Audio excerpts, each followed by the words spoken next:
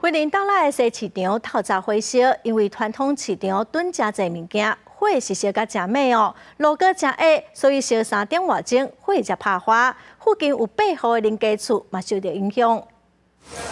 消防人员赶到现场，大火伫小港冒出阵阵的浓烟，不过因为火灾地点位在云林岛内市西市场旧传统市场内，毋若路较细，有的摊贩并无住在内面，消防队只会当赶紧伊破门来拍火。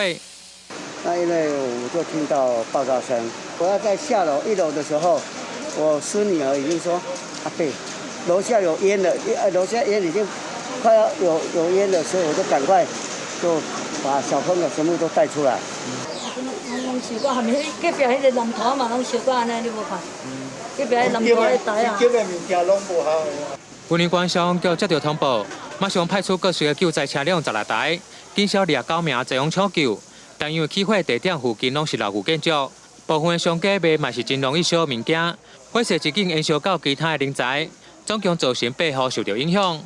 可燃物非常多了，那在第一时间汽油燃烧之后，因为纵深太深，然后我们也在第一时间，因为深夜也没有办法立刻跟商家取得联络，没有办法帮我们开门，所以我们是一间一间门把它破门打开之后进行抢救。如果拖板啊出来，你是不是拖板啊出来，你路会先较细条，啊细条你根本你消防车大台啊，无法度落。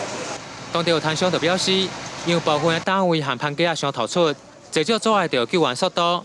希望未来市场会当针对公安问题搁整顿，避免火灾延烧事件搁发生。至于起火原因和财务损失，都有商局调查中。这种有报道。今年